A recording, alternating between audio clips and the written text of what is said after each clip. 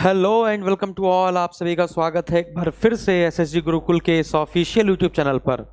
आपकी तैयारी को चार चांद लगाने के लिए मैं फिर से आपके सामने हाजिर हो गया हूं। यूपी ट्रिपल एससी वीडियो री एग्ज़ाम मैं आपको बता देता हूं फिर से कि बिना रणनीति के एग्ज़ाम नहीं निकलेगा।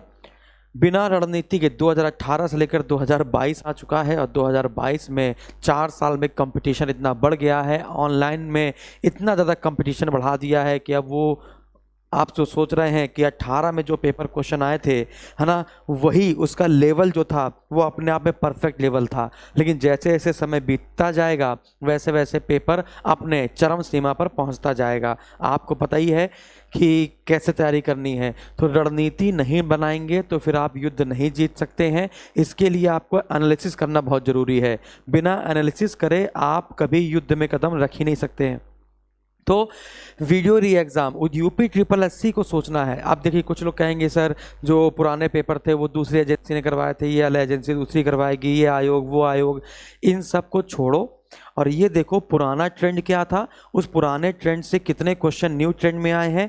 न्यू ट्रेंड में जो क्वेश्चन आ रहे हैं वो पहले से सरल आ रहे हैं कि पहले से कठिन आ रहे हैं कि बिल्कुल वैसे ही आ रहे हैं। तो यहाँ पर हम लोग सारी बातें करने वाले हैं बहुत महत्वपूर्ण जानकारी के साथ, ठीक है ना, कि किस पर ज़्यादा फोकस करना है। अगर मैं आपसे कहूँ रीजनिंग में सिर्फ 6 टॉपिक ऐसे हैं जो 50 में आपको 30 प्लस यानी 34 नंबर दे सकते हैं।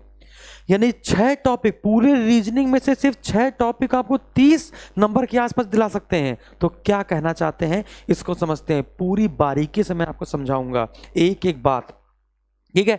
रीजनिंग का पुराना ट्रेंड वर्सेस न्यू ट्रेंड क्या क्या आ रहा है। 50 क्वेश्चन आएंगे, 50 क्वेश्चन आपके आएंगे और लगभग 100 अंक आपको यहाँ पर प्राप्त हो सकते हैं।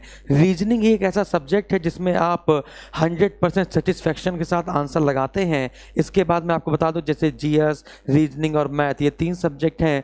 इसमें से अगर आपको जीएस, रीजनिंग और मैथ में कोई लास्ट में अटेम्प्ट करना हो तो आप रीजनिंग अटेम्प्ट करते हैं। क्योंकि देखिए, रीजनिंग एक ऐसा सब्जेक्ट है कि आपका माइंड लग रहा है तो तुरंत ही आंसर निकाल के फेंक दे, और नहीं तो पूरा पेपर दिन भर तुम सॉल्व करते रह जाओ, वो तरीका ही नहीं पता चले, चाहे कोडिंग डिकोडिंग हो चाहे जो भी हो, तरीका ही ना पता चले, है ना। तो रीजनिंग में करना क्या है वो सारी बातें हम लोग करेंगे। किस पर ज़्यादा फोकस करना है, पहले कौन से चैप्टर तैयार करने हैं, बाद में कौन से चैप्टर तैयार करने हैं, ठीक है। आपके दिमाग में रहता होगा दिन भर घड़ी पढ़ लें, पाशा पढ़ लें, कैलेंडर पढ़ लें, क्लॉक पढ़ लें, दुनिया भर का। लेकिन ये देखिए कि यूपी ट्रिपल एससी सबसे ज़्यादा पेपर बना किससे रहा है ना। 2 क्वेश्चन के चक्कर में अगर एक टॉपिक है ना, वो एक चैप्टर जो आपको 6 से 7 प्रश्न दे रहा है, एक चैप्टर आपको 1 प्रश्न दे रहा है, लेकिन वो चैप्टर बहुत ज़्यादा लेंदी है, बहुत ज़्यादा कैलकुलेशन है, तो उसको आप क्यों इतना परेशान हो रहे हैं उसके लिए, है ना। ऐसा टॉपिक उठाइए जो सबसे ज़्यादा प्रश्न आ रहे हैं और कैलकुलेशन भी कम है, पहले वही उठा के ख़त्म कर लीजिए। कैसे काम करेंगे, है ना, यही एक ऐसा विषय है जो खेला करता है। देखिए, सबसे पहले विषम छाटे बड़ा मस्त प्रश्न आते हैं इसके। विषम छाटे नॉर्मल से नहीं आते हैं, जीएस से संबंधित विषम आते हैं, जीएस के संबंधित विषम छाटे आते हैं। मैंने लास्ट में 4 क्वेश्चन लगाए हैं, उसको आपको दिखाऊंगा।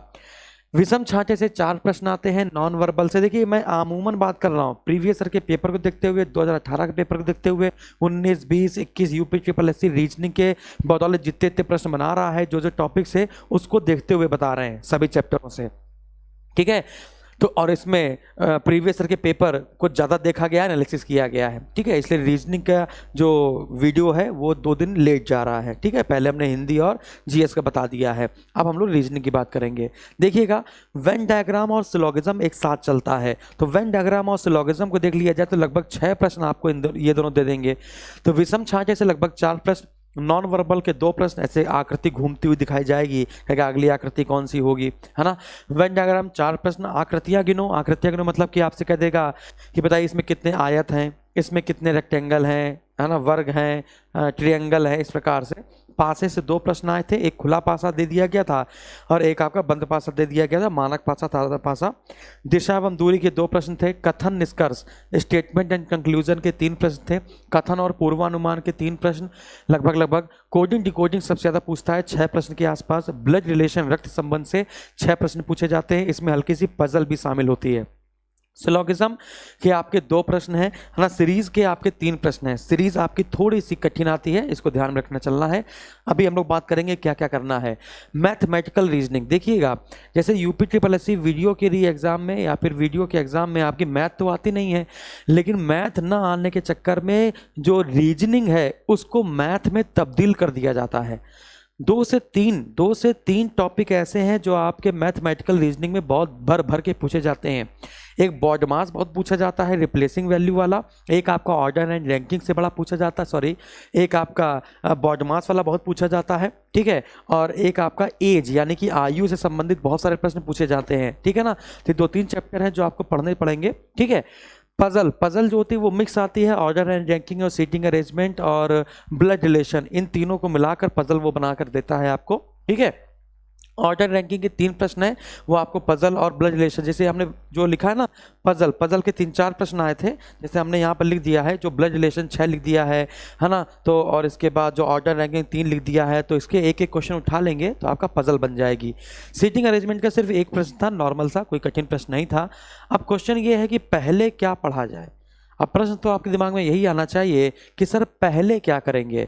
तो मैंने बताया ना, सिर्फ 6 टॉपिक ऐसे हैं जो आपको 30 से ज़्यादा नंबर आपको दिला सकते हैं। 30 से ज़्यादा नंबर यानी 60 नंबर आपको ऐसे ही मिल सकते हैं। मैथमेटिकल रीजनिंग में 2 चैप्टर बहुत महत्वपूर्ण है, एज और बॉडमास।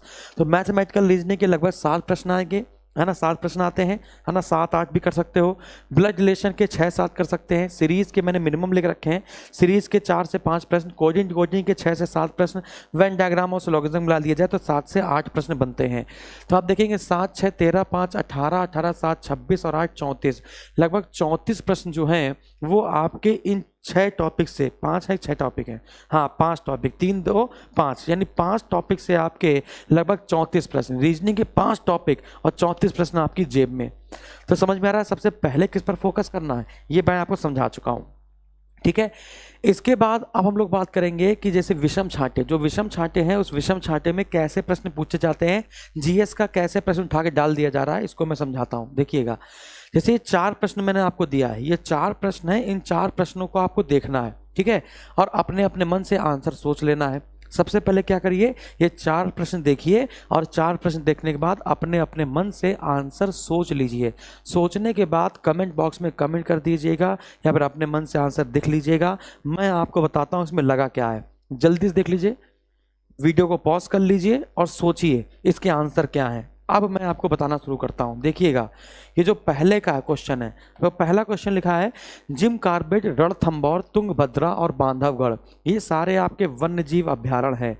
लेकिन मैं आपको बता दूं, जो तुंगभद्रा है ये भी आपका वन्य जीव अभ्यारण्य है कर्नाटक का, लेकिन पेपर में माना गया था कि बाकी सब वन्य जीव अभ्यारण्य हैं और इसको मान लिया गया था नदी, इसको मान लिया गया था नदी। तो इसका आंसर ये लगा दिया गया है। आईडीबीआई, यूको, सेबी, एचएसबीसी में सबसे अलग कौन सा है, तो आपका आंसर आएगा सेबी, क्योंकि बाकी सारे बैंक हैं और ये एक इंस्टीट्यूशन है, एक नियामक संस्था है जो शेयर मार्केट को कंट्रोल करती है। बात समझ में आ रही है, इसका आंसर ये बता दिया गया, ठीक है। देखो, अगर चारों सही हो जाएं तो बताइएगा जरूर आप में, ठीक है। सर मेरे चारों सही हो गए। तारापुर, कैगा, काकरापाड़ा, कोयना, ये सारे आपके एटॉमिक पावर प्लांट हैं, ये सारे आपके एटॉमिक पावर प्लांट हैं, लेकिन कोयना आपका एटॉमिक पावर प्लांट नहीं है। कोयना बांध कोयना नदी पर बना है महाराष्ट्र में। शेर, गेंडा, बाघ और भेड़िया, इसमें से कौन सबसे अलग है, तो आपके दिमाग में जो आंसर आया हो, आंसर इज गेंडा। क्यों? क्योंकि गेंडा शाकाहारी है और बाकी सारे मांसाहारी हैं, ठीक है। इस प्रकार से आपके विषम छाटने के लिए आएगा और मैं इसकी प्रैक्टिस आपको भरपूर कराऊंगा। कम से कम 300-400 प्रश्न करा डालूंगा, पूरी किताब करा डालूंगा। बात समझ आ रही है, पूरी किताब करवा डालूंगा ये सब की तो मैं, ठीक है।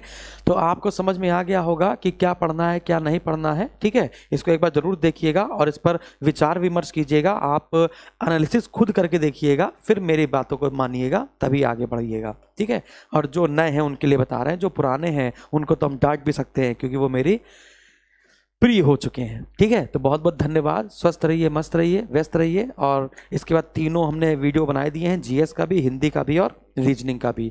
अब बस तैयारी करवानी है तो तैयारी करेंगे। Thank you very much. Previous year के पेपर जो होंगे वो मैं आपको एसएसजी गुरुकुल के ऐप में अपलोड कर दूंगा। वीडियो वाले बैच में, करंट अफेयर वाले पार्ट में, सब में मैं अपलोड कर दूंगा, उसकी कोई टेंशन मत लीजिएगा। या टेलीग्राम पर ही डाल दूंगा, वीडियो री एग्ज़ाम का जो पेपर हुए पिछले वाले वो मैं आपका टेलीग्राम पर ही डाल दूंगा, उसको देख लीजिएगा। इसके बाद डिसाइड कीजिएगा कि सर कितनी मेहनत करते हैं आप लोगों के लिए, ठीक है ना। बहुत ज़्यादा। Thank you.